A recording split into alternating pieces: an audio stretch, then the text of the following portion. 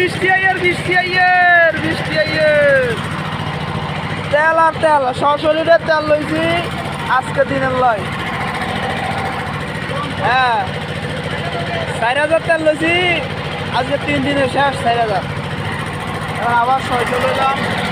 আমরা গোপন আগামী দিন